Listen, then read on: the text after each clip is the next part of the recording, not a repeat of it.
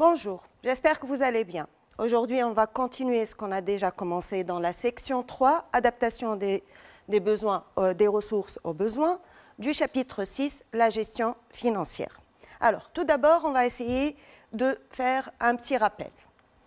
Donc, ce qu'on a déjà vu les deux dernières séances, c'est l'analyse fonctionnelle du bilan, c'est-à-dire les règles de l'équilibre financier. Tout d'abord, on a essayé d'établir le bilan fonctionnel.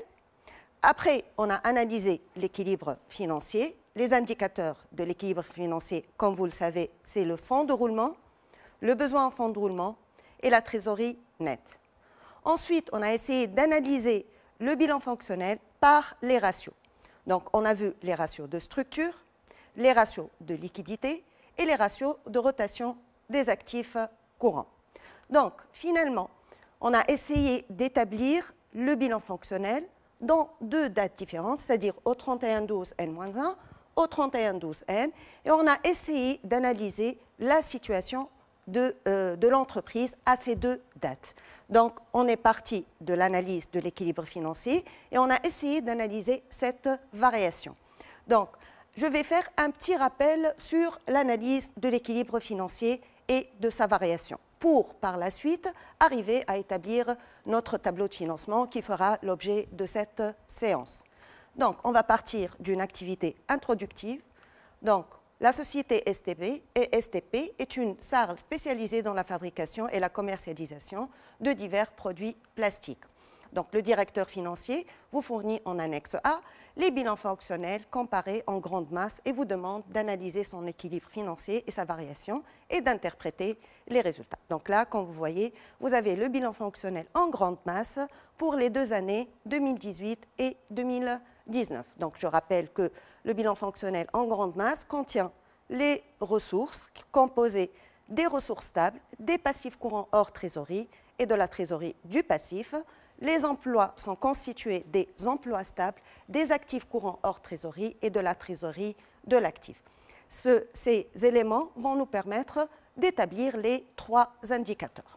Donc, on va commencer par calculer les indicateurs et par la suite essayer de les interpréter. Donc, on va commencer par le fonds de roulement. On rappelle que le fonds de roulement, c'est le total des ressources stables moins le total des emplois stables.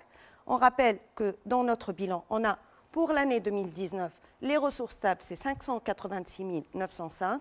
Les emplois stables, c'est 508 000. Donc, on va faire la différence, ce qui va donner un fonds de roulement de 78 905 dinars. De la même manière, on va calculer le fonds de roulement de l'année 2018, qui va donner un fonds de roulement de 27 000.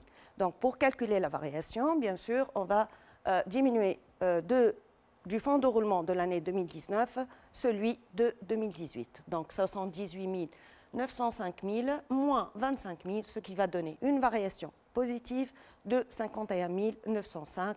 Donc notre fonds de roulement a augmenté de 51 905.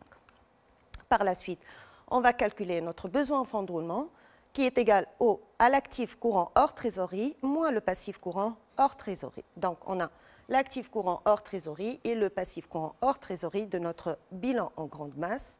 Donc, on aura 167 325 moins 81 455, ce qui va donner un besoin en fonds de roulement de 85 870 dinars. De la même manière, on va calculer le besoin en fonds de roulement de l'année 2018, ce qui va donner un besoin en fonds de roulement de 33 060. Finalement, si on veut calculer la variation, donc on va faire 85 870 moins 33 060, donc ce qui va donner 52 810 dinars. Donc notre besoin en fonds de roulement a augmenté de 52 810. Passons maintenant à la trésorerie nette. Donc notre trésorerie nette, on peut la calculer en déduisant de la trésorerie de l'actif la trésorerie du passif ou, par exemple, si on veut vérifier cette trésorerie nette, on peut calculer fonds de roulement moins besoin en fonds de roulement, ce qui constitue notre équation de l'équilibre financier. Donc, on va faire 7 300 moins 14 265, ce qui va donner une trésorerie nette négative de 6 965 dinars. De la même manière, pour l'année 2018, une trésorerie nette négative de 66 060 dinars. Donc, en faisant la variation, donc on aura moins 6 965, moins, donc ça fera un plus 6 060, ce qui va donner une aggravation de la trésorerie de 905 dinars. Alors, maintenant, on va essayer d'analyser ces indicateurs et surtout, on va essayer d'analyser leurs variations. Donc, tout d'abord, notre fonds de roulement est positif, donc l'entreprise assure son équilibre financier minimum. Donc là, on a le fonds de roulement pour les 2 années est positif. Les emplois stables sont donc financés en totalité par des ressources stables. L'entreprise assure donc une marge de sécurité, d'où l'équilibre financier minimum est préservé. Ensuite, on va analyser notre besoin en fonds de roulement. Il est positif pour les 2 années. On remarque aussi qu'il a augmenté par rapport à 2018. Cette augmentation n'a pas été couverte par l'augmentation du fonds de roulement. Comme là, vous voyez, donc on a une augmentation du fonds de roulement de 51 905, alors que notre besoin en fonds de roulement a augmenté de 52 810 dinars. Donc l'augmentation du fonds de roulement n'a pas été suffisante pour financer l'augmentation de notre besoin en fonds de roulement, ce qui a généré, bien sûr, une aggravation de la trésorerie nette. Donc, notre trésorerie nette est négative pour les 2 années. L'équilibre financier global n'est pas vérifié. On ne dit pas déséquilibre financier, mais plutôt l'équilibre financier global n'est pas vérifié. Le déséquilibre financier, on le dit seulement que lorsqu'on a notre fonds de roulement négatif. Donc, je continue. Il y a une aggravation du déficit de trésorerie par rapport à 2018. Donc, la trésorerie a été de plus en plus négative, donc ce qui va donner une aggravation de notre trésorerie nette. Donc, cette variation n'a pas été couverte par l'augmentation du fonds de roulement moins importante que celle du besoin en fonds de roulement. En conclusion, donc, notre fonds de roulement a enregistré une augmentation de 51 905, moins importante ou moins élevée que celle du besoin en fonds de roulement, ce qui explique l'aggravation de la trésorerie qu'il faut bien sûr chercher à financer. Alors, on va essayer maintenant d'expliquer pourquoi cette variation, pourquoi notre fonds de roulement a augmenté, pourquoi notre besoin en fonds de roulement a augmenté. Donc, on va voir quelles sont les origines des variations de l'équilibre financier. Donc, on va essayer d'analyser la variation du fonds de roulement. Donc, je rappelle que notre fonds de roulement, c'est ressources stables moins emploi stable. Donc, pour l'année 2019, vous avez ressources stables 586 905 moins 500 000, ce qui va donner un fonds de roulement de 78 905. Pour l'année 2018, donc, on a des ressources stables de 516 500. Donc là, vous remarquez que les ressources stables, visuellement, vous avez les ressources stables, si on fait la différence, comme si les ressources stables ont augmenté de 70 405.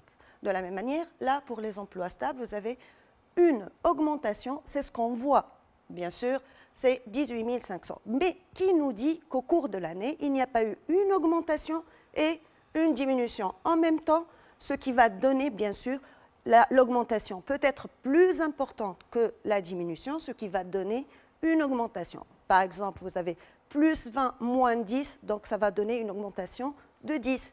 Donc, qui nous dit que c'est 70 405, c'est seulement une augmentation. Il peut y avoir une augmentation de 100 000 dinars et une diminution de, par exemple, de 29 000 et quelques, donc ce qui va donner une augmentation de 70 405. La même chose pour les emplois stables. On regarde, on voit que comme s'il y a une augmentation des emplois stables, mais réellement, il peut y avoir une augmentation et une diminution en même temps, mais l'augmentation est plus importante que la diminution. Donc, tout ça, on va essayer de l'expliquer à travers cette séance. Donc, en se basant seulement sur le bilan fonctionnel et sur l'étude de l'équilibre financier et de sa variation, on ne pourra pas expliquer cette augmentation. Donc, partant bien sûr de la formule du fonds de roulement. On sait que le fonds de roulement est égal à ressources stables moins emploi stable. Donc, si on traduit ça en variation, ça va donner variation du fonds de roulement égale variation des ressources stables moins la variation des emplois stables. Et bien sûr, lorsqu'on parle de variation, on peut parler soit d'une augmentation des ressources stables, soit d'une diminution des ressources stables, soit les deux en même temps.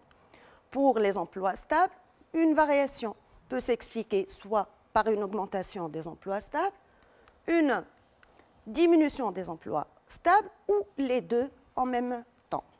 Alors, une augmentation des ressources stables, c'est-à-dire quoi? C'est-à-dire que l'entreprise aura une ressource supplémentaire, donc une nouvelle ressource. Donc, c'est une ressource qui va permettre à l'entreprise de faire des investissements, par exemple. Donc, par contre, une diminution des ressources, bien sûr, ça va donner un besoin pour l'entreprise. La ressource va diminuer, donc c'est un nouvel emploi stable. Par contre, pour une augmentation des emplois stables, donc on a un emploi nouveau, donc un besoin à financer, donc un nouvel emploi stable.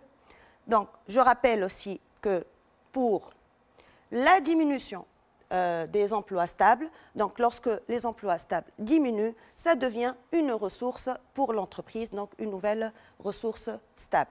Donc, je vais commencer par l'augmentation des ressources stables. Donc, je rappelle que les ressources stables sont constituées essentiellement des capitaux propres et des dettes financières.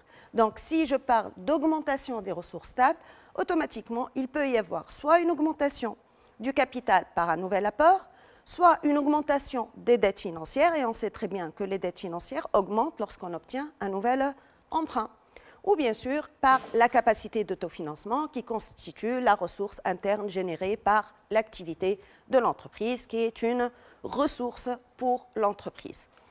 Par contre, si on parle de diminution des ressources stables, c'est-à-dire une diminution du capital, ou une diminution des dettes financières. Et les dettes financières, bien sûr, ne diminuent que lorsqu'on va rembourser, bien sûr, notre emprunt. Là, bien sûr, il y aura un besoin à financer, donc un décaissement. Et bien sûr, grâce à notre capacité d'autofinancement, on va pouvoir distribuer des dividendes aux actionnaires. Maintenant, on va passer aux emplois.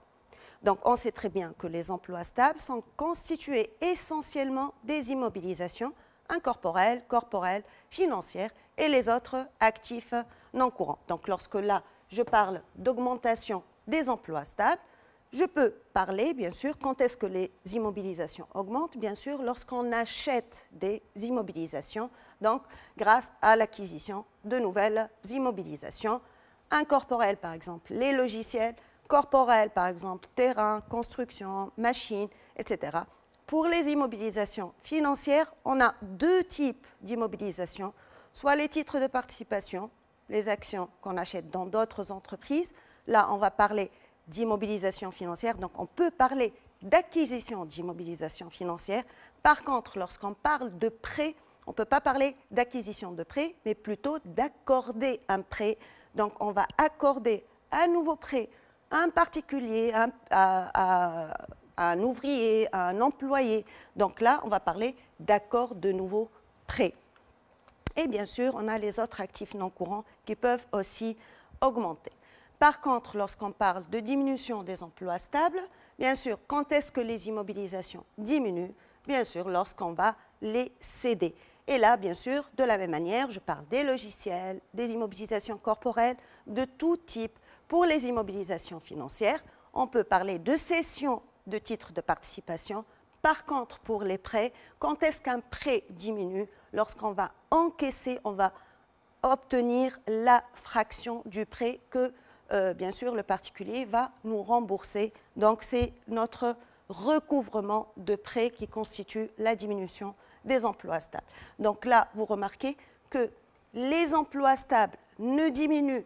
Lorsque les emplois stables plutôt diminuent, ça va générer une ressource supplémentaire stable pour l'entreprise.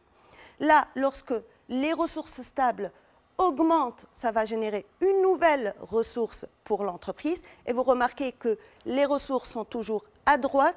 Et par contre, lorsque les emplois stables augmentent, on va plutôt avoir un besoin, donc un nouvel emploi, donc c'est à gauche. Et de la même manière, bien sûr, lorsque les ressources stables diminuent, ça va être un nouvel emploi stable. Donc, pour pouvoir récapituler tout ça, on va essayer d'établir notre tableau de financement. Ce tableau de financement, il va bien sûr, si vous voulez, recueillir toutes les ressources nouvelles, stables de l'entreprise, à droite comme d'habitude, donc dans une colonne ressources, et tous les emplois nouveaux à gauche, bien sûr, la partie gauche qui constitue les emplois. Donc, on va récapituler. On a de nouvelles ressources stables du côté droit, des nouveaux emplois stables du côté gauche, et parmi toutes ces augmentations et ces diminutions, donc on a les nouvelles ressources stables constituées par la diminution des emplois et l'augmentation des ressources. Et bien sûr, on a les nouveaux emplois stables constitués par quoi? Par l'augmentation des emplois stables et la diminution des ressources stables. Donc là, vous avez l'augmentation des ressources stables est une ressource.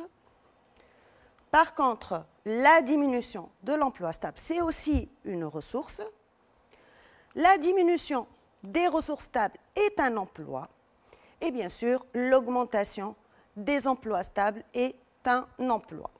Donc, conclusion, il est donc nécessaire d'établir un document de synthèse qui résume toutes ces variations. Bien sûr, ce document est appelé tableau de financement. Bien sûr, on va essayer par établir la première partie du tableau de financement pour par la suite voir la deuxième partie. Donc, ce tableau s'appelle tableau des emplois et des ressources stables.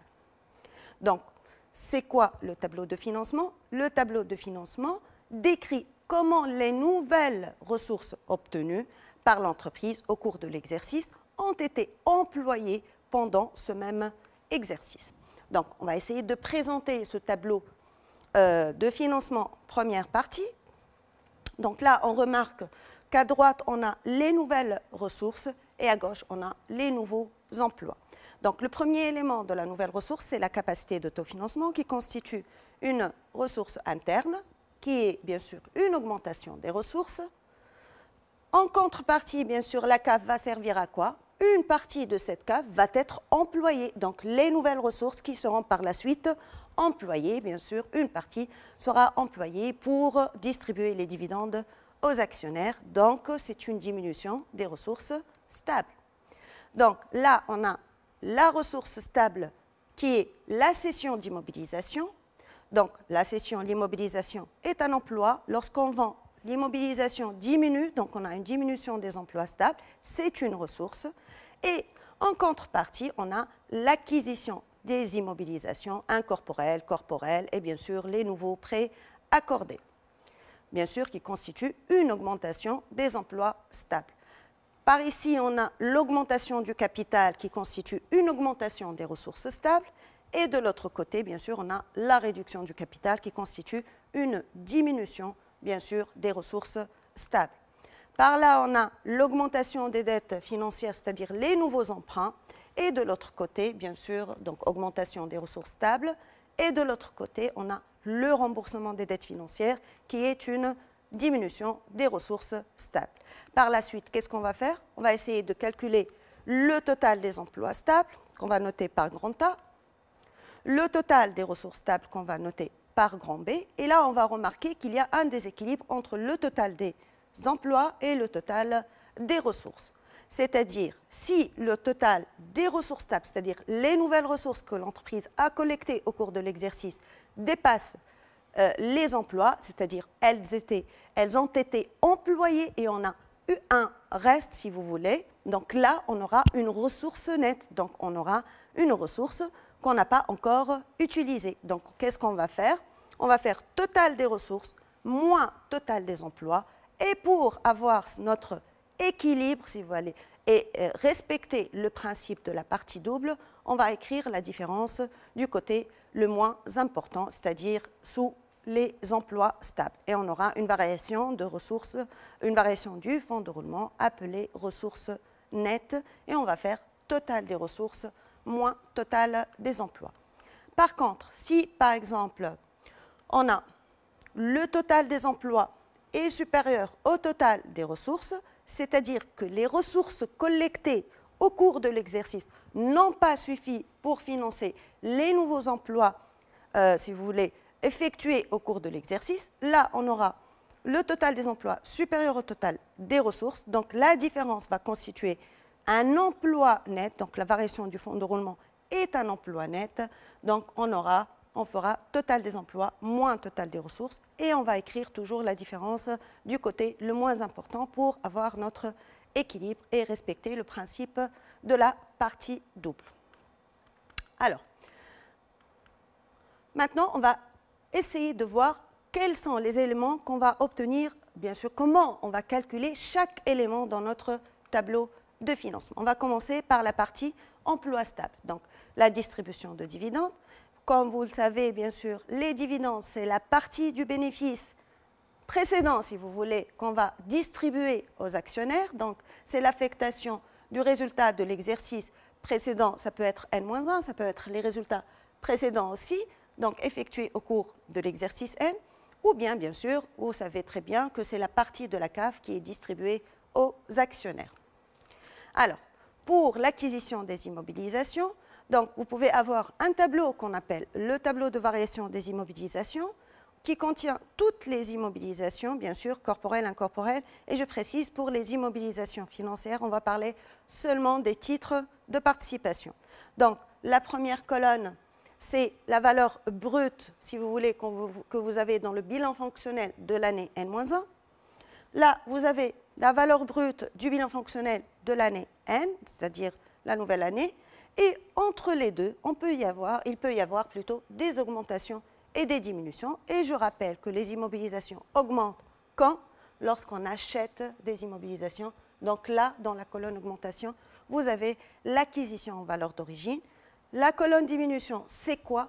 C'est la valeur, je précise que c'est la valeur d'origine des éléments cédés, c'est-à-dire ce n'est pas le prix auquel on a cédé l'immobilisation, mais plutôt c'est la valeur qu'on a enregistrée dans la comptabilité de l'entreprise au moment de l'acquisition de l'élément cédé. Par exemple, si on a acheté une immobilisation à 20 000, qu'on a vendue à 15 000, il va y avoir ici 20 000 et non pas 15 000, donc à la valeur d'origine. Donc, pour nous, ce qui nous intéresse, c'est plutôt, bien sûr, là, on a acquisition d'immobilisation. Donc, ce qui nous intéresse, c'est la colonne augmentation. Donc, on peut, bien sûr, prendre les valeurs et les recopier plutôt, bien sûr, devant les différents éléments. Donc, comme vous voyez, donc, tout ce qui nous intéresse pour l'acquisition, c'est la colonne augmentation. Passons maintenant à l'augmentation des créances financières. Et bien sûr, là, on va parler des nouveaux prêts accordés au cours de l'exercice. C'est-à-dire, si l'entreprise accorde un prêt à quelqu'un, bien sûr, la valeur V0 de ce prêt va faire partie de cette rubrique. Ensuite, on a l'augmentation des autres actifs non courants. Je rappelle que les autres actifs non courants sont constitués essentiellement des frais préliminaires et des charges à répartir que l'entreprise pourra engager au cours de l'exercice. Donc, le nouveau montant de ces deux éléments va faire partie des augmentations des autres actifs non courants. Pour la réduction du capital, on va dire que c'est des cas très rares, donc on va négliger cette rubrique. On passe par la suite au remboursement des dettes financières. Donc là, on va parler de remboursement, et le mot remboursement implique l'amortissement de l'emprunt et non pas l'annuité. Quand on parle de paiement, on parle d'annuité. Quand on parle de remboursement, là, on va parler de l'amortissement.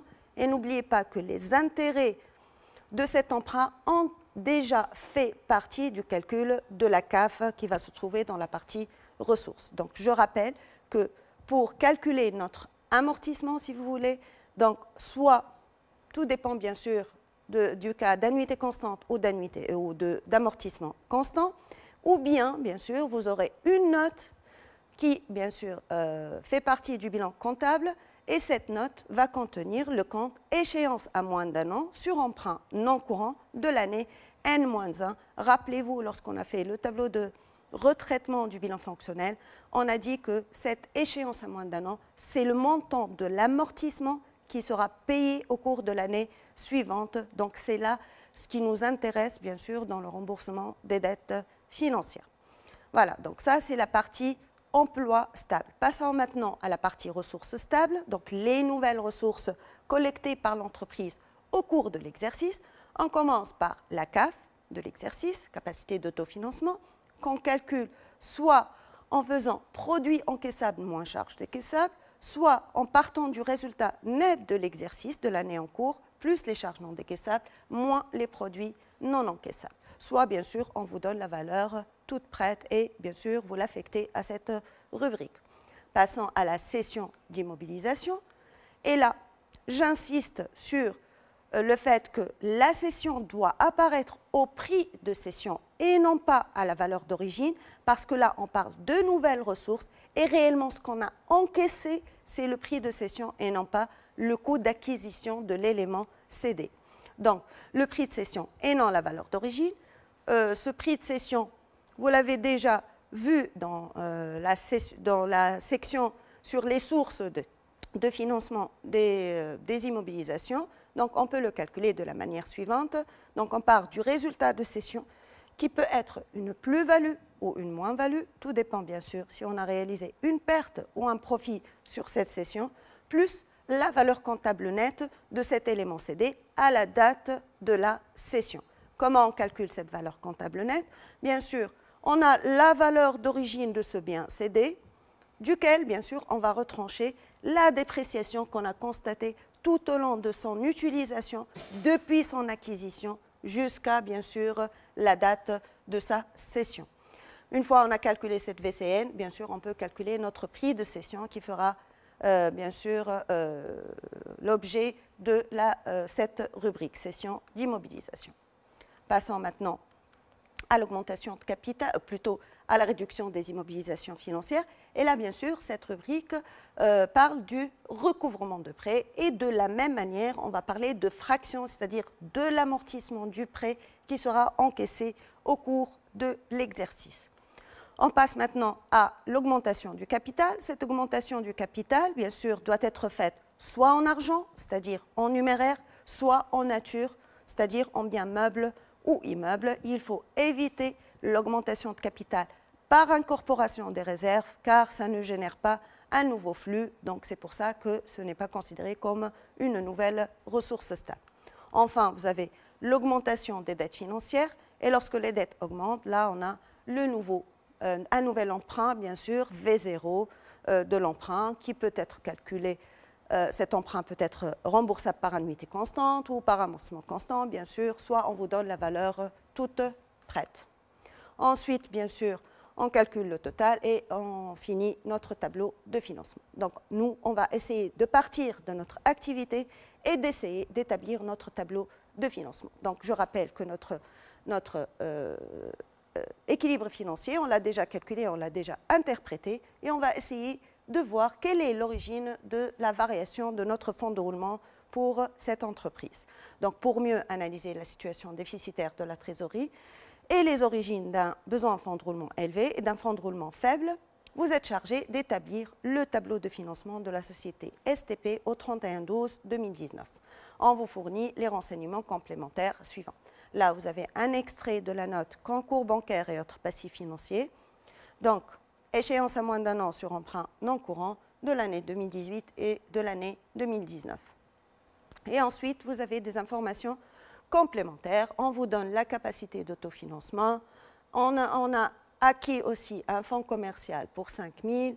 Bien sûr, une machine XM a été cédée au comptant pour une valeur de 17 500 et cette machine a été acquise pour 60 000 dinars. Une machine YM a été acquise au cours de l'année 2019 pour 75 000 au comptant. La société a obtenu un nouvel emprunt de 100 000 dinars au cours de l'année 2019, remboursable par annuité constante. Pour l'exercice 2019, l'entreprise a remboursé une fraction d'un ancien emprunt, l'acquisition de titres de participation pour 1 500 dinars, une augmentation de capital de 10 000 dinars et bien sûr le résultat de l'année précédente 2018 qui est de 93 415 a été réparti comme suit. Une partie a été mise en réserve de 1 000, une partie a été reportée pour 1 000 et le reste a été distribué aux actionnaires. Là, bien sûr, on va parler de dividendes donc, pour le reste. Donc, on va essayer d'établir notre tableau de financement, première partie, c'est-à-dire le tableau des emplois et des ressources stables. Donc, On va commencer par le calcul des dividendes. Donc, je rappelle que l'exercice 2018, il est de 93 415. Une partie a été mise en réserve, donc on va retrancher, moins 2000. Une partie a été reportée, 1000, donc on va faire 93 415, moins 2000, moins 1000. Donc, et le reste a été distribué, c'est-à-dire c'est les dividendes qu'on va affecter à la rubrique distribution de dividendes, donc 90 415. On va passer maintenant à l'acquisition d'immobilisation. Je rappelle, d'après les données, qu'on a un fonds commercial qui a été acquis pour 5 000 dinars. Donc, on va mettre devant immobilisation incorporelle.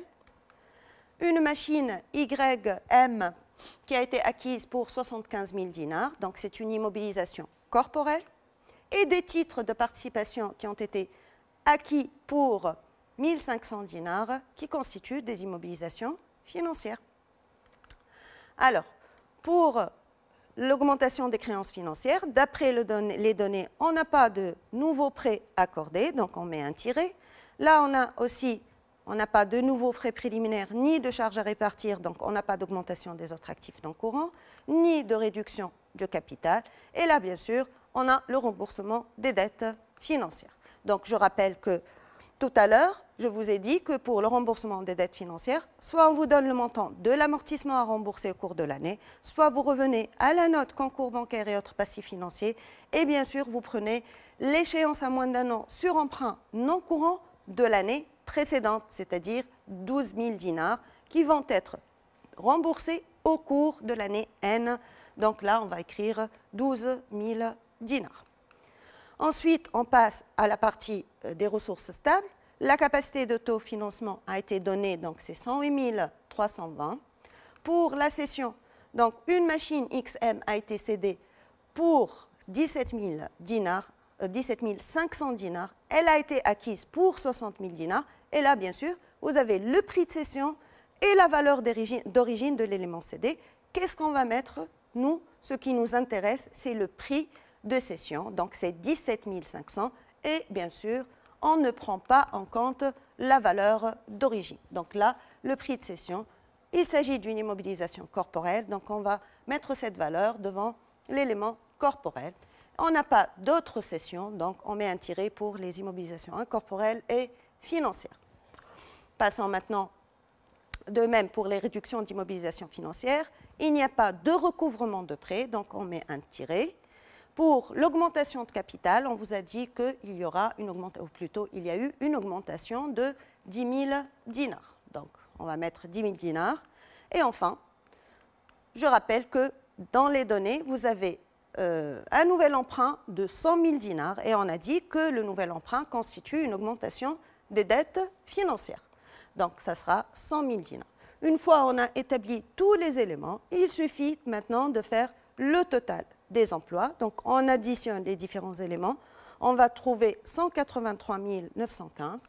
On additionne les ressources stables. On va obtenir 235 820. Et là, comme vous remarquez, le total des nouvelles ressources stables est supérieur au total des nouveaux emplois stables. Donc, la différence sera affectée à la partie la plus faible, c'est-à-dire sous le total des emplois.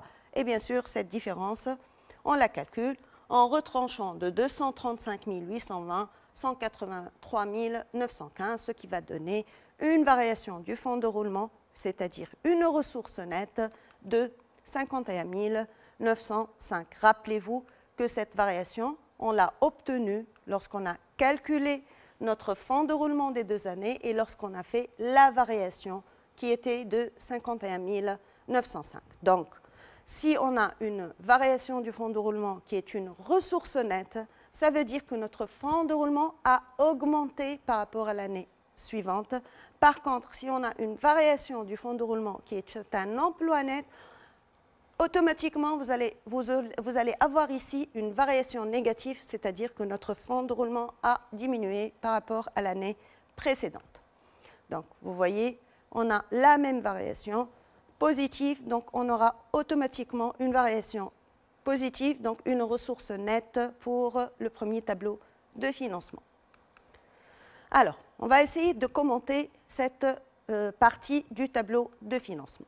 Donc, la variation du fonds de roulement est positive. C'est une ressource nette qui augmente, bien sûr, la marge de sécurité de l'entreprise. On sait très bien que le fonds de roulement est une marge de sécurité. Et lorsque ce fonds de roulement augmente, automatiquement, la marge de sécurité de l'entreprise va augmenter. Alors, cette augmentation, elle provient d'où? Donc, elle provient de l'augmentation des ressources stables. Ces ressources stables ont augmenté par quoi? Par des ressources internes, comme notre capacité d'autofinancement, la cession des immobilisations, qu'on a déjà calculée dans la première partie, donc une augmentation des ressources internes de 125 820, et une augmentation des ressources externes, bien sûr, qui sont l'augmentation de capital et les nouvelles dettes, c'est-à-dire le nouvel emprunt que l'entreprise a obtenu plutôt, donc c'est 110 000 dinars. L'augmentation des emplois stables, de l'autre côté, à gauche, donc, provient essentiellement des investissements. Rappelez-vous, donc on a l'acquisition d'un fonds commercial, l'acquisition d'une machine, l'acquisition de titres de participation. Donc ces investissements constituent une valeur de 81 500 dinars. Donc finalement, la société STP a réalisé au cours de l'exercice des investissements incorporels, corporels et financiers. La CAF, la cession, les nouvelles ressources, si vous voulez, la cession, l'augmentation de capital et le nouvel emprunt, que ce soit des ressources internes ou externes, ont assuré largement le financement nécessaire, d'où notre fonds de roulement a augmenté de 51 905 et bien sûr d'où une ressource nette. Donc l'augmentation des emplois stables a été donc largement financée par l'augmentation des ressources stables. Notre surplus constitue donc le fonds de roulement, ou plutôt l'augmentation de notre fonds de roulement. Alors, cette augmentation, cette variation du fonds de roulement, qu'est-ce qu'on va faire avec? Donc, quelle pourrait être la destination de cette variation? Donc, on sait très bien que notre fonds de roulement sert principalement à financer notre besoin en fonds de roulement. Donc, on va partir de notre équation de l'équilibre financier. On sait très bien que fonds de roulement est égal au besoin en fonds de roulement plus la trésorerie nette. Donc, automatiquement, si on va parler de variation, on aura variation du fonds de roulement égale variation du besoin en fonds de roulement plus la variation de notre trésorerie nette. Donc, la variation du besoin en fonds de roulement, c'est-à-dire peut être soit une augmentation du besoin en fonds de roulement, soit une diminution de notre besoin en fonds de roulement. La variation de la trésorerie nette, elle peut être soit une augmentation, soit une diminution, bien sûr, de la trésorerie nette. On va commencer par analyser le besoin en fonds de roulement et là, par la suite, on va essayer d'analyser la trésorerie nette. Partant, bien sûr, toujours de notre équation du besoin en fonds de roulement. On sait très bien que le besoin en fonds de roulement est égal à actif courant hors trésorerie moins passif courant hors trésorerie. Et bien sûr, lorsqu'on a variation du besoin en fonds de roulement, on va parler de variation des actifs courants hors trésorerie moins la variation des passifs courants hors trésorerie. Donc, conclusion, lorsque notre besoin en fonds de roulement change, les actifs courants hors trésorerie et les passifs courants hors trésorerie changent automatiquement. Alors, lorsqu'on parle de changement, ça peut être soit une augmentation des actifs courants, soit une diminution des actifs courants, soit toujours, bien sûr, les deux en même temps, une augmentation et une diminution. Pour les passifs courants, de la même manière, une variation peut être soit une augmentation, soit une diminution, soit les deux en même temps. Donc, je rappelle que les actifs courants hors trésorerie sont constitués essentiellement des stocks, des créances clients, des autres actifs et des placements et autres actifs financiers. Donc, lorsqu'on parle d'augmentation des actifs courants, c'est-à-dire que ces éléments vont augmenter, donc ce qui va générer un besoin pour l'entreprise qu'on doit financer. Par contre, lorsqu'on parle de diminution des actifs courants, là, on va parler de diminution de stock, de diminution des créances clients, des autres actifs courants ou des placements et autres actifs financiers. Et là, on va parler, bien sûr, de dégagement d'argent, c'est-à-dire de dégagement pour l'entreprise. Donc, pour les passifs courants, donc, je rappelle que les passifs courants sont composés des dettes fournisseurs, des autres passifs courants et des autres passifs financiers, c'est-à-dire des dettes à court terme d'une façon générale. Donc, une augmentation des passifs courants hors trésorerie implique soit une augmentation des dettes, soit une augmentation des autres passifs ou des autres passifs courants et ou des autres passifs financiers. Donc, ce qui constitue un dégagement pour l'entreprise. Par contre, lorsque les passifs courants diminuent, donc les dettes fournisseurs peuvent diminuer, les autres passifs courants et les autres passifs financiers, une diminution, c'est-à-dire on doit avoir, bien sûr, par exemple, je prends le cas d'une dette, on doit rembourser une dette, donc on a un besoin à financer, donc d'où c'est lorsque les passifs courants diminuent, constituent un besoin et non pas un dégagement. Alors, analyse de la variation de la trésorerie nette. Donc, partant toujours de notre formule, trésorerie nette égale trésorerie de l'actif moins trésorerie du passif. De la même manière, on a variation de la trésorerie nette égale variation de la trésorerie de l'actif moins variation de la trésorerie du passif. Donc, une variation peut être une augmentation et ou une diminution. Une variation du passif peut être soit une augmentation et ou une diminution. Donc, par analogie avec les stocks, les actifs, donc la trésorerie de l'actif fait partie de l'actif. Donc, on aura une augmentation de trésorerie, c'est un besoin à financer, c'est un flux entrant, donc c'est un besoin à financer. Une diminution de la trésorerie, c'est un flux sortant, donc c'est un dégagement. Pour la trésorerie du passif, donc une augmentation, ça constitue un dégagement, donc on aura un dégagement, et une diminution de la trésorerie du passif constitue un besoin à financer. Donc, en conclusion, il faut donc établir un autre document de synthèse qui explique cette variation du fonds de roulement qu'on a eu en première partie, c'est-à-dire la nouvelle ressource, voilà, ou bien le nouveau emploi, comment il a été affecté, ou bien comment il a été, quelle était sa destination pour financer la variation du besoin en fonds de roulement ou de la trésorerie nette. Donc, c'est la deuxième partie du tableau de financement qu'on appelle tableau de variation du fonds de roulement. Donc, pour construire cette deuxième partie, donc, on va partir d'abord de la formule du besoin en fonds de roulement qui est actif courant hors trésorerie moins passif courant hors trésorerie. Donc là, vous avez les différents actifs courants hors trésorerie, stock, créances, autres actifs et placements.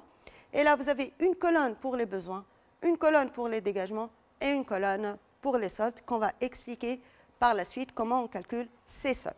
Donc, je rappelle que lorsque les stocks augmentent, c'est un besoin, donc le montant, on va l'écrire bien sûr dans la colonne besoin. Par contre, si le stock diminue, c'est-à-dire notre actif courant diminue, ça va constituer un dégagement qu'on écrit dans la colonne dégagement. Alors, par analogie, pour la créance, pour les autres actifs et pour les placements, donc l'augmentation des créances constitue un besoin et la diminution des créances constitue un dégagement. Alors, on passe au passif courant hors trésorerie, dette fournisseur, autres passifs courants et autres passifs financiers. Donc, lorsque les dettes fournisseurs ou les dettes courantes d'une façon générale diminuent plutôt, ça constitue un besoin. Et lorsque les dettes courantes augmentent, ça va constituer un dégagement. Ensuite, on calcule le total de la colonne besoin, qu'on va noter par grand 1, le total de la colonne dégagement, qu'on va noter par grand 2, et bien sûr, pour notre solde, on va faire dégagement moins besoin. Comme vous voyez là, on a 2 moins 1. Donc, on a deux possibilités. Soit le total des dégagements est inférieur au total des besoins. Et là, on va faire toujours 2 moins 1, bien sûr.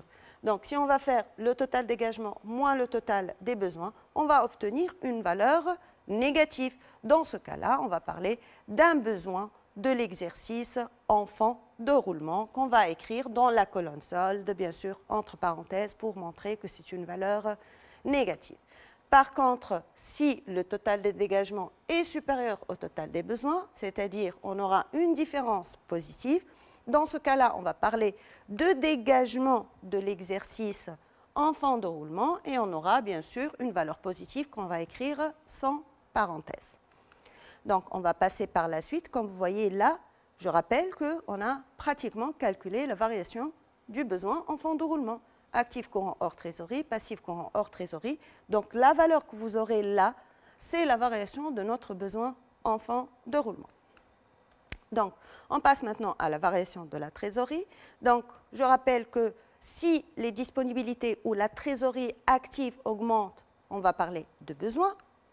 Si notre trésorerie active diminue, donc on a un dégagement. Et l'inverse pour la trésorerie du passif, donc si elle augmente, c'est un dégagement, et si elle diminue, c'est un besoin.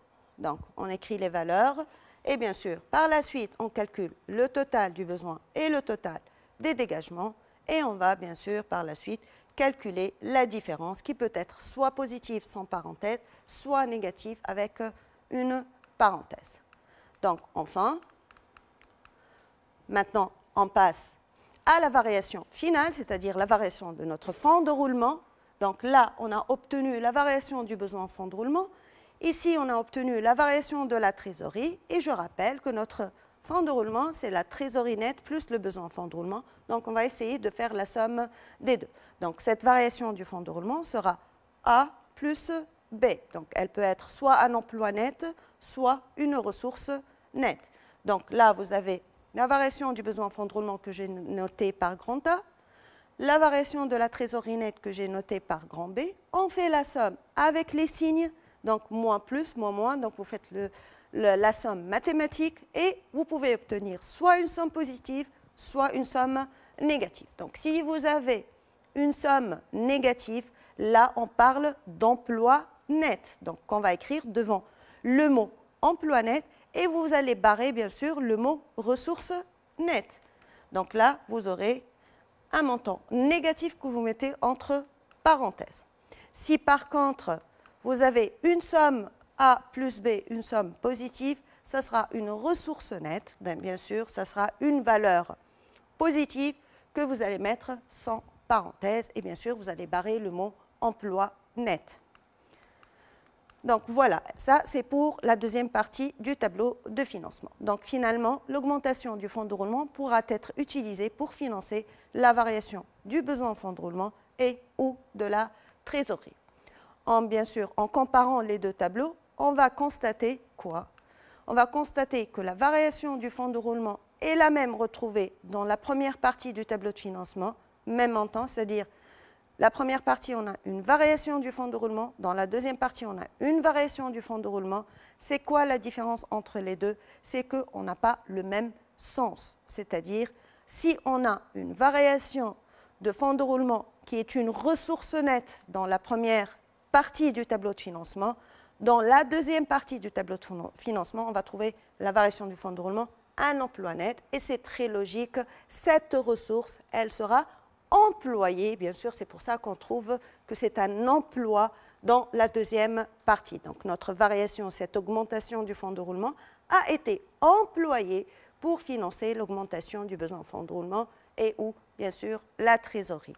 Par contre, si on a un emploi net dans la première partie du tableau de financement, on aura automatiquement une ressource nette dans la deuxième partie du tableau de financement. Vous allez mieux comprendre ça avec un petit exemple et ça sera encore plus clair.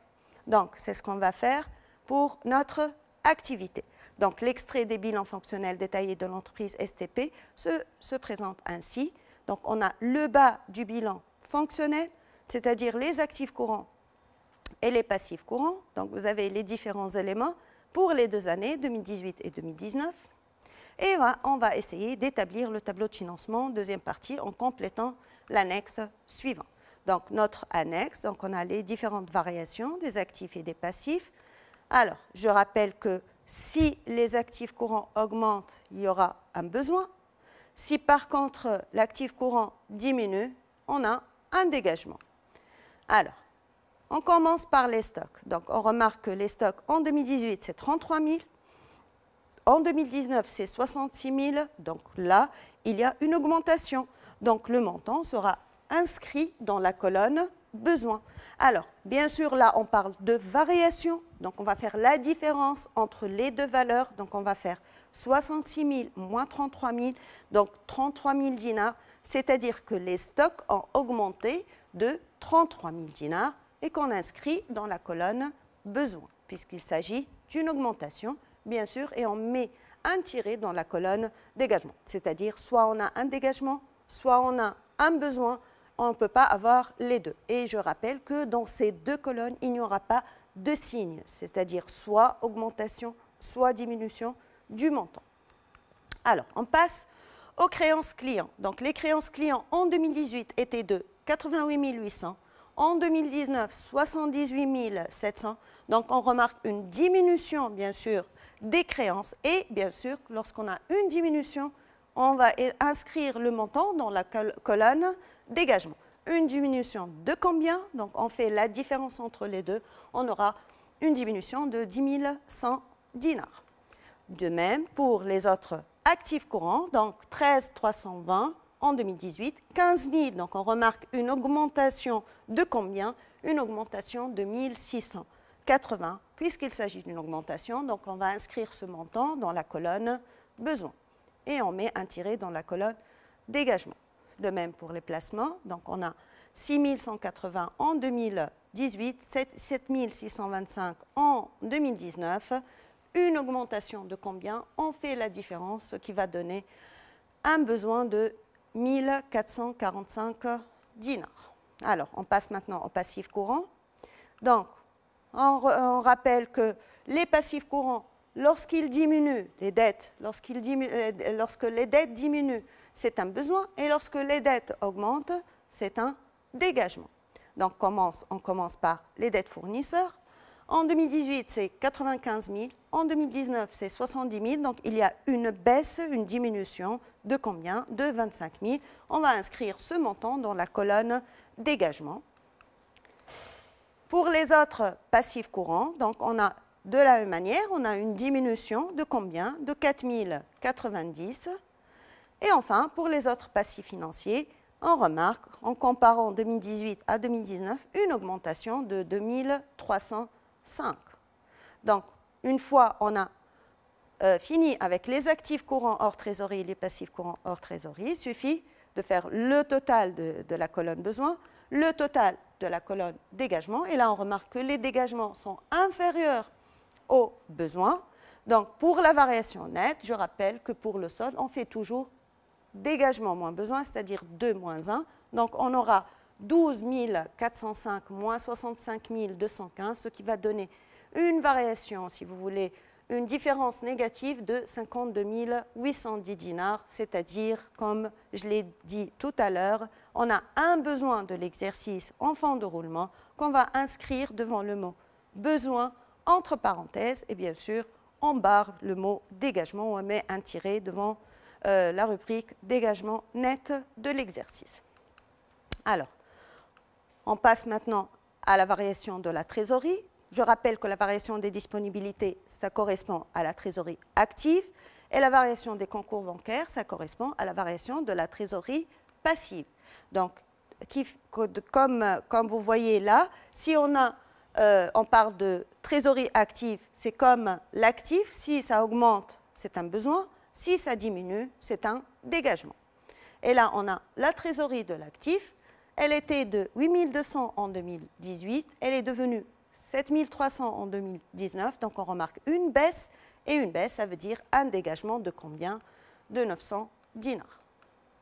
Alors, pour la variation des concours bancaires, c'est-à-dire de la trésorerie du passif, lorsque cette trésorerie passive diminue, donc ça va être un besoin, et lorsqu'elle va augmenter, ça va constituer un dégagement. Donc, je rappelle que la valeur de 2018 était de 14 260, celle de 2019, c'est 14 265. Donc, on a une légère augmentation de 5 dinars qu'on va inscrire dans la colonne dégagement. Et on va mettre un tiret dans la colonne besoin. Donc, en faisant notre total, on aura 0 dans la colonne besoin et 905 dinars dans la colonne dégagement. Et bien sûr, je rappelle qu'on fait toujours dégagement moins besoin pour retrouver notre variation nette, c'est-à-dire 905 moins 0, ce qui va donner une variation positive de 905 dinars. Enfin, pour calculer la variation nette du fonds de roulement, on va faire A plus B, c'est-à-dire on va additionner moins 52 810 plus 905. Donc, on aura une somme négative qui constitue un emploi net donc de 51 905, bien sûr, et en barre le mot ressources nettes. Donc, rappelez-vous, ces valeurs, on les a déjà retrouvées lorsqu'on a établi le tableau de variation de l'équilibre financier, mais vous allez voir que les signes sont opposés. Donc, la première partie du tableau de financement, donc vous voyez, dans la première partie du tableau de financement, lorsqu'on a établi la première partie du tableau de financement, on a trouvé une variation nette, plutôt une variation du fonds de roulement, une ressource nette de 51 900. Pour la deuxième partie du tableau de financement, un petit rappel, on a trouvé un besoin de l'exercice en fonds de roulement de 52 810, une variation de trésorerie 2 positive de 905 et une variation du fonds de roulement comme emploi net de 51 905.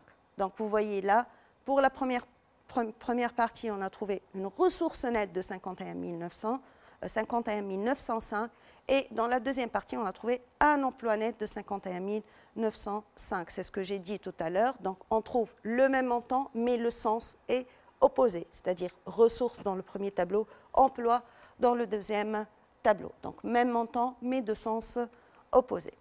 Je rappelle aussi que lorsqu'on a établi l'équilibre financier et sa variation, on a retrouvé ces valeurs donc, dans la variation, mais on remarque que là, on a trouvé une valeur négative, là, on a trouvé une valeur positive. Le même montant, mais de sens plutôt de signe opposé dans ce cas. Donc là aussi, on a une variation de trésorerie de 905 dinars, là, on a trouvé moins 905. Et bien sûr, une variation de fonds de roulement de moins 51 905 dans notre équilibre financier, et elle est de 51 905. Donc vous faites attention, quand vous allez commenter la deuxième partie du tableau de financement, il faut raisonner d'une manière inverse, c'est-à-dire quand vous regardez le signe, c'est plutôt une augmentation du besoin en fonds de roulement. Là, lorsque vous avez une variation de trésorerie de plus 905, c'est plutôt une diminution de la trésorerie. Et là, c'est une augmentation du fonds de roulement. Donc, les signes du deuxième tableau sont toujours à l'opposé. Donc là, vous avez le même montant, mais deux signes opposés. Alors, on va essayer de commenter la deuxième partie du tableau de financement. Donc, l'augmentation du fonds de roulement qui est de 51 905, constatée dans le premier tableau comme ressource nette, a été employée à financer l'augmentation du besoin en fonds de roulement partiellement. Donc, vous remarquez que cette augmentation n'a pas suffi pour financer l'augmentation du besoin en fonds de roulement. Par quoi on a complété la différence? Par la trésorerie. C'est pour cette raison que notre trésorerie nette a diminué de 905 dinars. Donc, on va synthétiser cette partie du tableau de financement. Donc, je rappelle que le tableau de financement recense les flux financiers d'un exercice et décrit comment les ressources obtenues par l'entreprise au cours de l'exercice ont été employées pendant ce même exercice. Donc, du 31-12 de l'année précédente jusqu'au 31-12 de l'année en cours, bien sûr, on va essayer de voir qu'est-ce qui s'est passé au cours de l'exercice, quelles sont les ressources que l'entreprise a obtenues et comment elle les a utilisées, ce qui a fait varier les indicateurs de l'équilibre financier.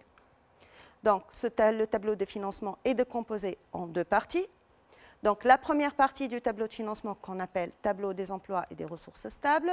Donc, la première partie, elle va nous donner une idée sur les nouvelles ressources stables et comment on a utilisé ces nouvelles ressources stables en de nouveaux emplois stables. Et je rappelle la présentation matérielle de la première partie. On a la deuxième partie du tableau de financement qui explique quoi? Comment la variation du fonds de roulement a été affectée ou utilisée pour, bien sûr, pour être utilisée pour financer ou bien assurer la variation du besoin en fonds de roulement et de la trésorerie nette. Donc, ce sont les deux parties du tableau de financement qui sont, bien sûr, étroitement liées dans les commentaires. Donc, pour mieux assimiler ce tableau de financement, on va partir d'un cas tiré du bac 2009, session de contrôle. Donc, la société Meubles Modernes fabrique des meubles en bois massif créée en 1980. Elle emploie aujourd'hui 100 personnes. Son secteur d'activité a connu ces dernières années de profondes mutations, améliorations techniques, etc. Donc, afin de répondre à ces évolutions, elle a procédé au cours de l'année 2008 à de nombreux investissements. Son gérant, M. Haytham, a procédé à l'analyse de l'équilibre financier, mais il n'a pas pu identifier les causes de la dégradation de la situation financière. Il vous demande de procéder à l'étude de son tableau de financement. Alors, vous avez le bilan fonctionnel pour les 2 années 2007 et 2008, donc au 31/12, donc le bilan fonctionnel. Et vous avez les informations diverses. Donc, vous avez la société a remboursé en 2008 une fraction de l'emprunt, 50 000 dinars. Elle a augmenté son capital en juin 2008 de 50 000 dinars. Elle a également obtenu un emprunt remboursable dans 5 ans pour 150 000 dinars. Elle a distribué 30 000 dinars de dividendes en 2008 et il y a une cession d'immobilisation corporelle pour 40 000 dinars. Et on vous donne le tableau de variation des immobilisations. Je rappelle que la première colonne, c'est la valeur initiale au début de l'année qui représente la valeur finale de l'année précédente. La deuxième colonne, ce sont les acquisitions, les augmentations des immobilisations. Là, vous avez la colonne cession en valeur d'origine, j'insiste sur le mot valeur d'origine. Et enfin, vous avez les valeurs au 31/12, ce sont les valeurs que vous allez trouver dans votre bilan fonctionnel au 31/12/2008. Donc là, si vous voulez vérifier, donc vous aurez 80 000 plus 20 000 moins 0, vous allez trouver 100 000. Donc là, on part de la valeur initiale, on ajoute l'augmentation, on diminue la diminution, on trouve la valeur au 31/12/2008. Alors, donc, on va essayer d'établir la première partie du tableau de financement. Donc, on va commencer par la distribution de dividendes. Je rappelle que l'entreprise a distribué 30 000 dinars de dividendes en 2008. Pour l'acquisition des immobilisations, donc vous avez la colonne acquisition ou bien la colonne augmentation. Donc, on va recopier devant les différents éléments. Donc, pour l'incorporel, on a 20 000. Pour les immobilisations corporelles, on a 300 000. Pour les immobilisations financières, vous avez 5 000 dinars. Donc, pour le remboursement des dettes, donc je rappelle que l'entreprise a remboursé une fraction de l'emprunt pour 50 000 dinars. Donc, vous avez remboursement des dettes pour 50 000 dinars. De l'autre côté, vous avez la capacité d'autofinancement qui est donnée déjà, c'est 190 000 dinars. Donc, pour la cession, donc je rappelle comme toujours, bien sûr, que la colonne cession ne nous intéresse pas dans le calcul du prix de cession. Pour nous, on cherche toujours le prix de cession. Donc, vous avez cession d'immobilisation qui a eu lieu en 2008 pour 40 000 dinars. Donc, si vous voulez, cette immobilisation qui a été cédée pour 40 000 dinars, au moment de son achat, au moment de son acquisition, elle a été acquise pour 100 000 dinars. Donc là, c'est la valeur d'origine de cet élément cédé. Donc là, c'est la valeur d'origine de l'immobilisation cédée. Donc, ça ne nous intéresse pas. Donc, pour nous, ce qui nous intéresse, c'est le prix de cession. Donc, c'est le prix de cession qu'on va mettre devant immobilisation corporelle, puisqu'il s'agit d'une immobilisation corporelle. Et donc, on n'a pas d'autre cession, on met un tiret. Pour l'augmentation de capital, l'entreprise a augmenté son capital pour 50 000 dinars. Donc, on met 50 000 dinars. Et bien sûr, elle a également obtenu un nouvel emprunt de 150 000 dinars. Et là, on a tous les éléments. Il suffit maintenant de faire le total des emplois, 405 000 dinars. Le total des ressources, 430 000 dinars. Là, on a total des ressources supérieures au total des emplois. Donc, on aura une ressource nette de combien? De 25 000 dinars. Et là, bien sûr, on met un tiret parce qu'on a soit un emploi, soit une ressource. Et bien sûr, je rappelle qu'on fait toujours ressources moins emploi et on écrit le montant sous la partie la moins importante, donc pour faire l'équilibre, donc sous les emplois. Alors, on va essayer d'expliquer la variation de notre fonds de roulement, qui est une ressource nette. Donc, elle est due aux nouveaux emplois, représentés par quoi? Donc, je rappelle la première partie qu'on a déjà établie, donc d'où proviennent ces nouveaux emplois? des dividendes, des investissements immatériels, matériels et financiers, et bien sûr du remboursement des anciennes dettes. Donc la distribution de dividendes, les opérations d'investissement d'un montant total de 325 000 et des opérations de remboursement.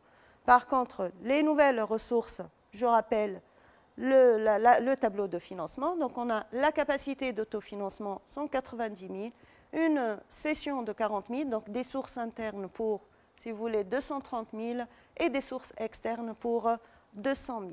Donc on a la CAF qui est de 190 000, les opérations de désinvestissement, c'est-à-dire des cessions d'immobilisation, 40 000 dinars, une augmentation de capital, source externe, 50 000 dinars, et la nouvelle dette, source externe, 150 000 dinars. Donc là, on a les nouvelles ressources supérieures aux nouveaux emplois, ce qui va donner une ressource nette de 25 000 dinars. Donc, pour la deuxième partie du tableau de financement, on va essayer d'expliquer les mots besoin 150 000, pour les créances clients, besoin de 120 000 et pour la variation des dettes, dégagement de 104 000 dinars. Par la suite, tout d'abord, on va essayer de compléter notre deuxième partie du tableau de financement. Donc, je rappelle que pour les actifs courants, s'il s'agit d'une augmentation, c'est un besoin. S'il s'agit d'un dégagement, c'est plutôt s'il s'agit d'une diminution, c'est un dégagement. Donc, je rappelle les éléments. Là, vous avez l'année 2007 et là, l'année 2008. Donc, on remarque que les stocks ont augmenté par rapport à l'année précédente de combien? De 160 000 dinars. C'est le montant qui est déjà écrit dans l'annexe. De même pour les créances clients, elles étaient de 280 000, elles sont devenues 400 000 dinars, ce qui va donner une augmentation de 120 000. C'est pourquoi on la trouve dans la colonne besoin.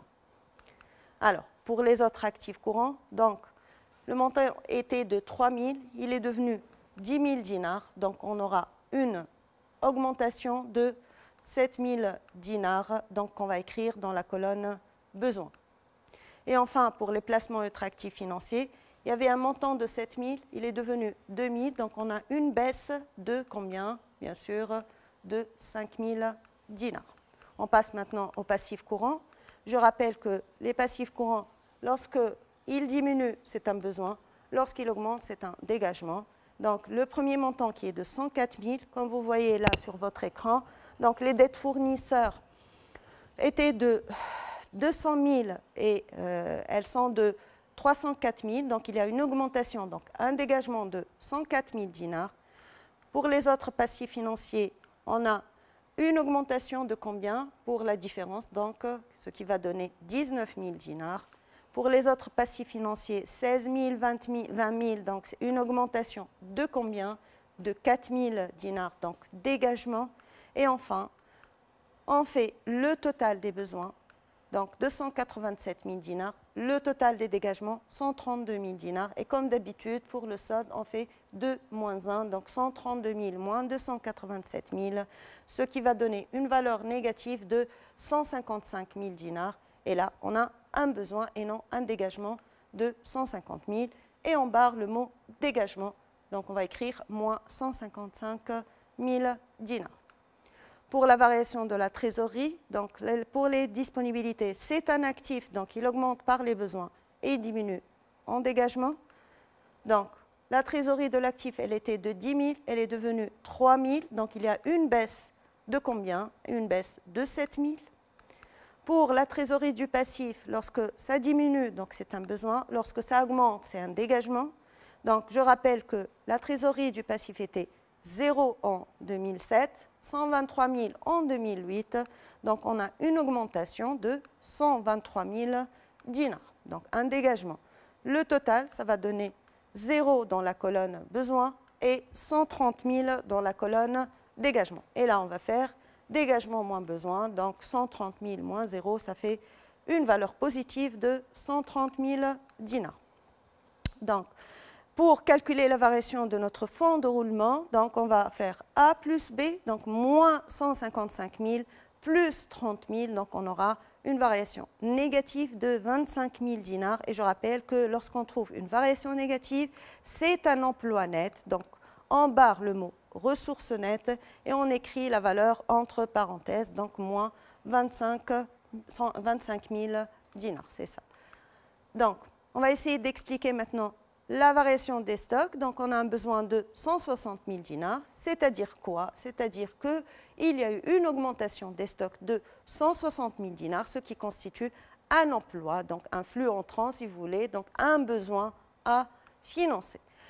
La variation des créances clients, c'est un besoin aussi de 120 000 dinars, donc une augmentation des créances de 120 000 dinars, c'est un emploi aussi, donc un besoin à financer.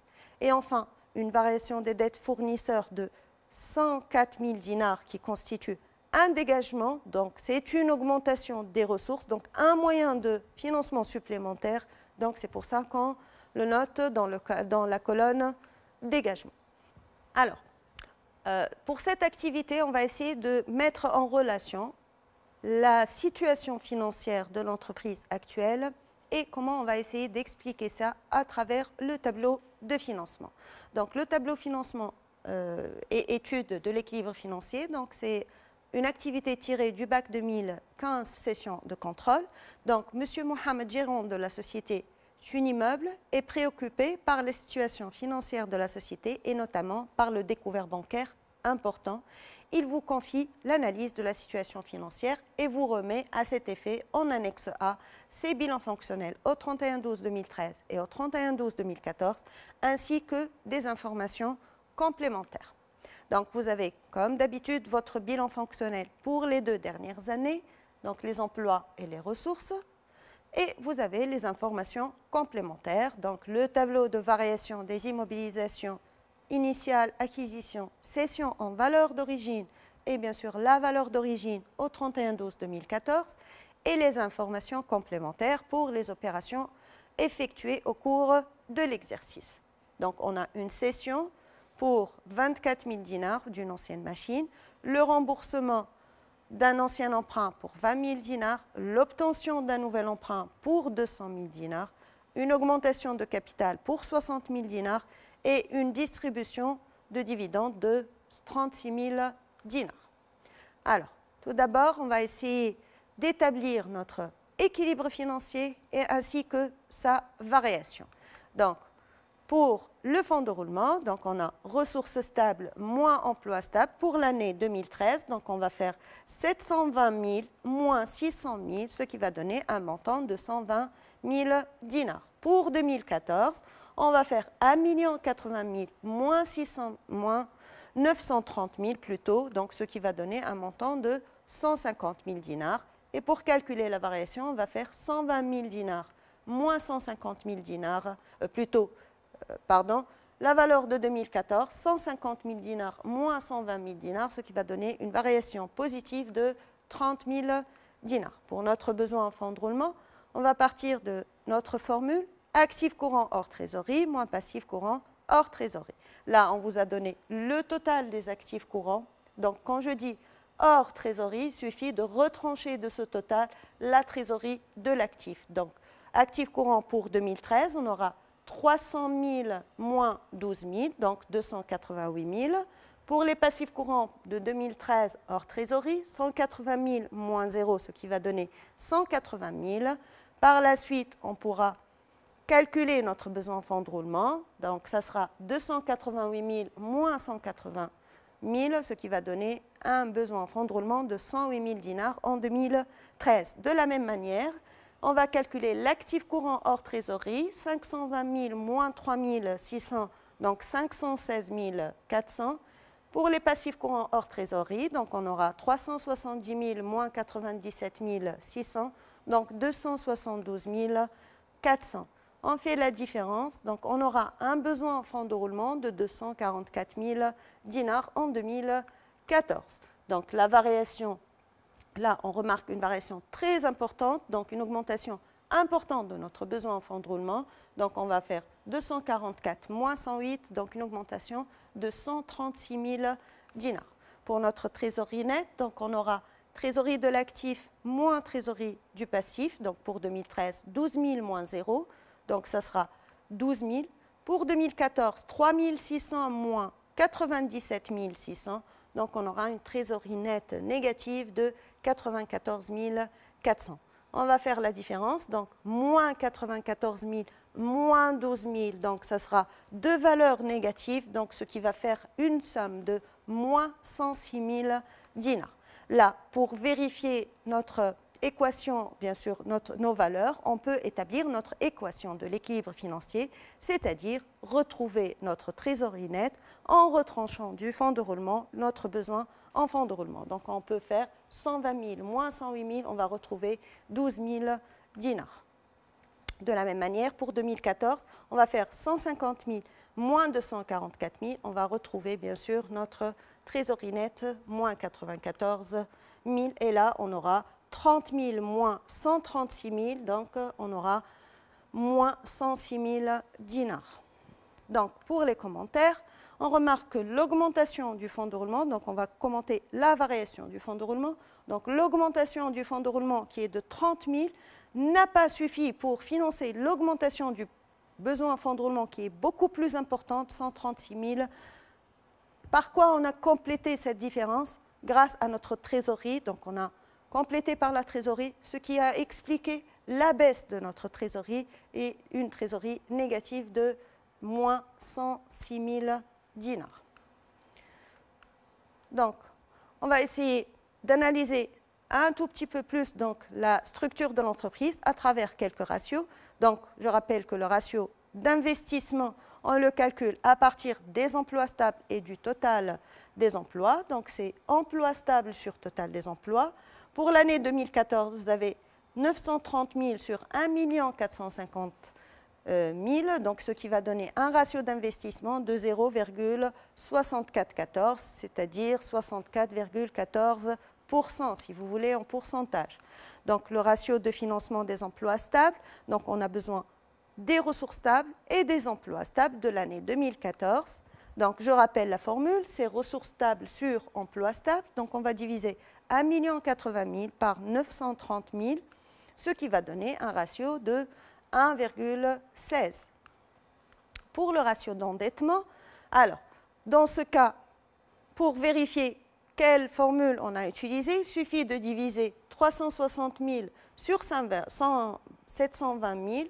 Donc, on retrouve 0,5. Donc, on va utiliser la formule dette financière divisée par les ressources stables. Donc, 540 000 divisé par 1 080 000, ce qui va donner 0,5 ou 0,50, c'est-à-dire 50%. Donc, pour analyser cette situation financière, donc, on remarque que le ratio des emplois de financement des emplois stables, 1,16, est inférieur à celui de l'année. Bien sûr, il était de 1,20, il est devenu 1,16 et bien sûr, il est aussi inférieur à la valeur du secteur. Par conséquent, le fonds de roulement est insuffisant. Alors que le ratio d'investissement, donc vous voyez que pour le ratio d'investissement est dans les normes et la règle du maximum d'endettement est respectée. Là, on remarque que bien sûr, l'entreprise est déjà saturée côté endettement, donc elle ne pourra plus avoir une dette supplémentaire car, comme on a dit dans la séance précédente, que ce ratio doit être au plus égal à 50%. Et là, elle a déjà atteint son maximum d'endettement. Alors, on va essayer de compléter la première partie du tableau de financement. Donc, d'après les données, on a une distribution de dividendes de 36 000 dinars en 2014. Alors, pour l'acquisition des immobilisations, comme d'habitude, on va prendre la colonne acquisition qu'on va recopier devant les immobilisations incorporelles, corporelles et financières. Donc, 24 000, 360 000, 6 000. Pour les remboursements, donc, on a remboursé une fraction de l'emprunt pour 20 000 dinars. Alors, comme d'habitude, la capacité d'autofinancement a été donnée. Donc, pour la cession, on a cédé une ancienne machine pour 24 000 dinars, donc immobilisation corporelle 24. On n'a pas d'immobilisation incorporelle ni de financière. Je passe à l'augmentation du capital qui était de 60 000 d'après les données, donc 60 000 augmentation de capital.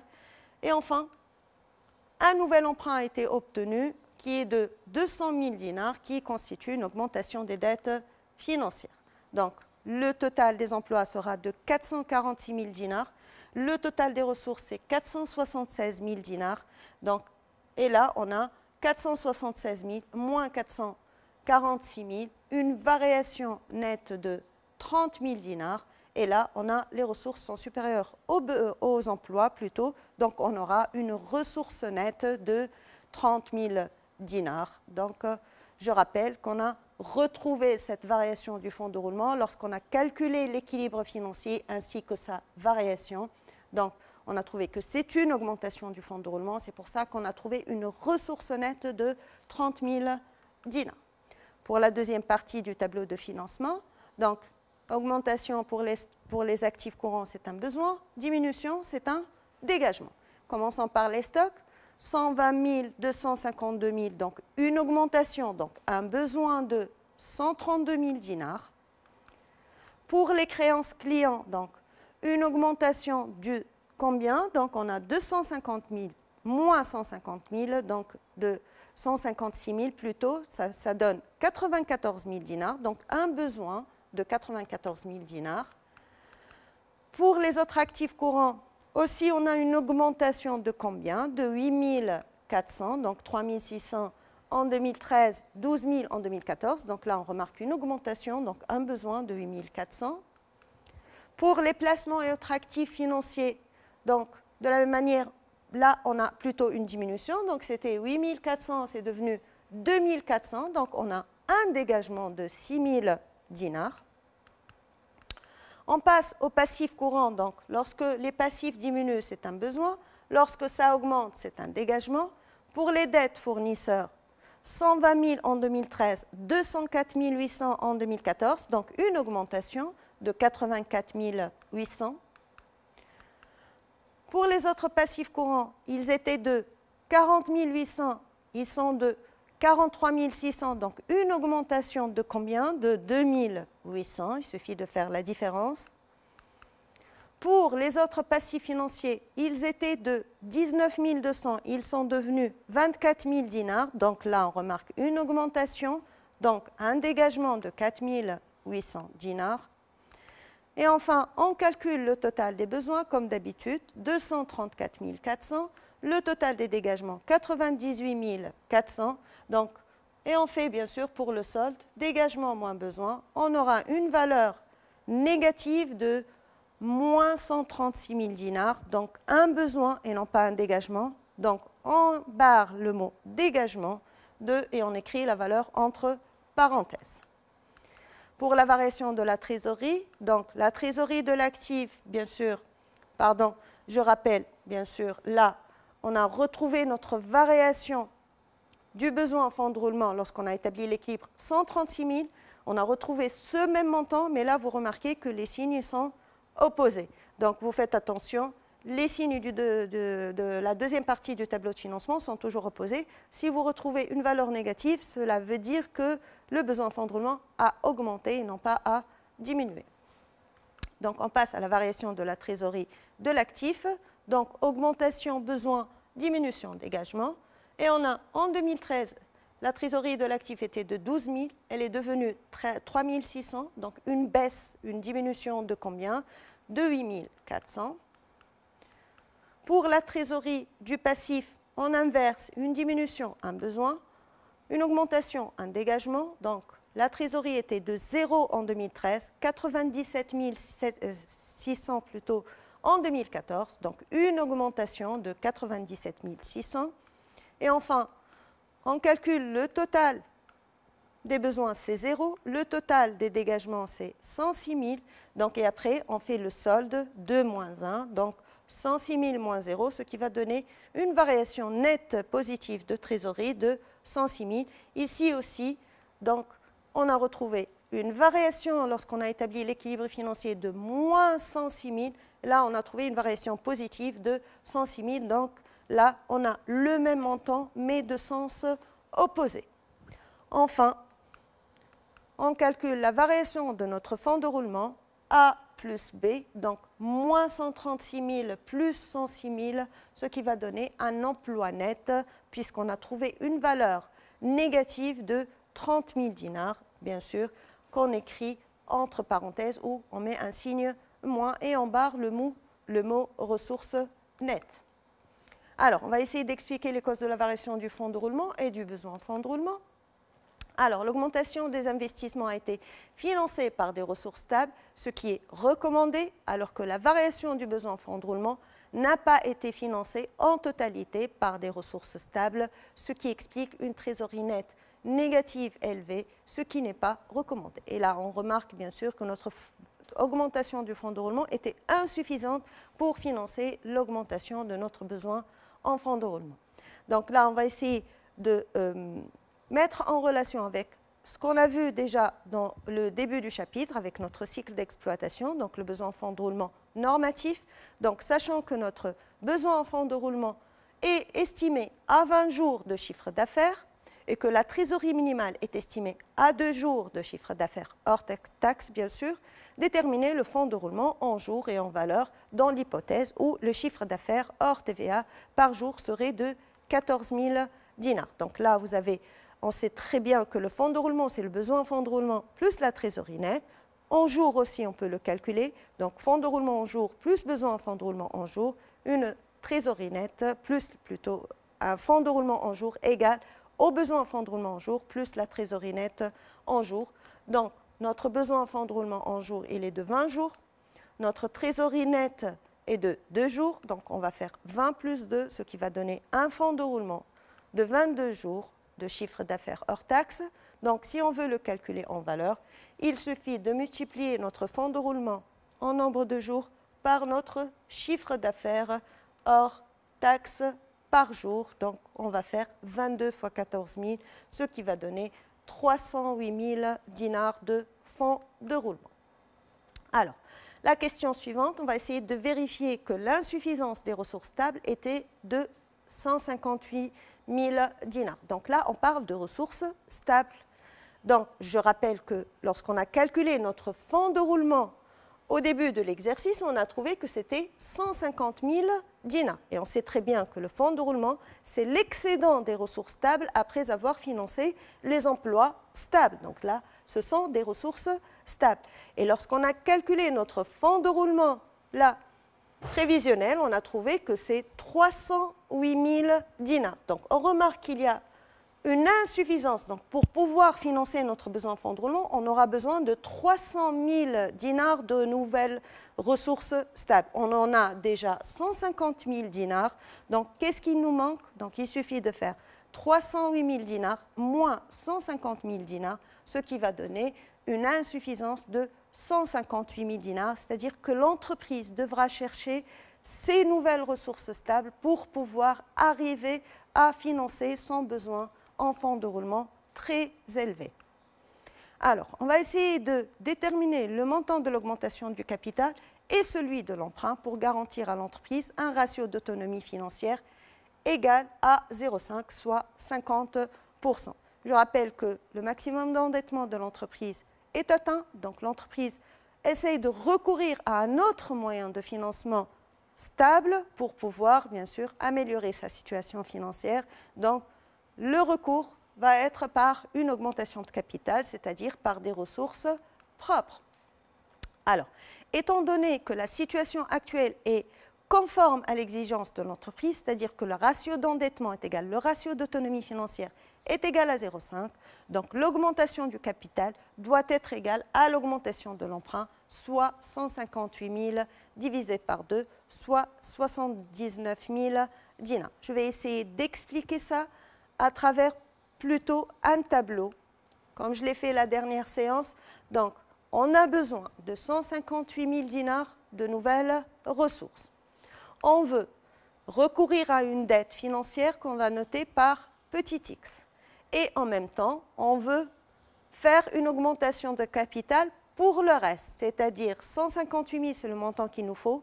On va mettre x, le montant de la dette, donc le reste, c'est-à-dire 158 000 moins x, c'est le montant de l'augmentation du capital. Alors, avant le financement, on avait une dette financière de 540 000, des ressources stables de 1 080 000, un ratio d'endettement de 0,5. Donc, après financement, donc nous, on va rajouter ces 158 000 parmi les ressources stables. Donc, une partie sera faite par emprunt, c'est-à-dire sera ajoutée au montant de la dette financière, plus X. Et bien sûr, lorsqu'on parle de ressources stables, c'est-à-dire que ce soit par augmentation de capital ou par dette financière, ce montant sera rajouté au total des ressources stables. Donc, le total des ressources stables sera de 1 238 000 dinars. Nous, qu'est-ce qu'on veut obtenir? On veut obtenir un ratio maximum égal à 0,5. Donc, qu'est-ce qu'on va faire? On va faire dette financière sur ressources stables égale 0,5. Donc, on aura 540 000 plus X sur 1 238 000 égale à 0,5. Et bien sûr, il suffit de déterminer notre inconnu. Donc, là, je vais multiplier 0,5 par 1 238 000, produit des moyens égale produit des extrêmes. Vous aurez un montant de 619 000 dinars. Et il suffit pour déterminer notre X de faire 619 000 dinars, bien sûr, moins 540 000 dinars, ce qui va donner un montant de 79 000 dinars. Donc, ce montant, 79 000 dinars, c'est le montant X, c'est-à-dire des dettes financières. Donc, si je veux déterminer le montant de l'augmentation de capital, il suffit de retrancher de 158 000 dinars les 79 000 dinars pour retrouver le montant de l'augmentation de capital qui est égal aussi à 79 000 dinars. Et là, vous voyez que pour garder toujours ce 50%, lorsqu'on augmente le capital, il faut augmenter la dette financière du même montant pour garder toujours cette proportion de 0,5. Voilà, donc aujourd'hui, c'est la fin de notre partie adaptation des ressources aux besoins financiers de l'entreprise. J'espère que ce cours vous a été bénéfique et bien sûr, on se verra bientôt pour la rentrée et travailler et je vous souhaite un bon courage pour le bac et pour la révision par la suite. Au revoir.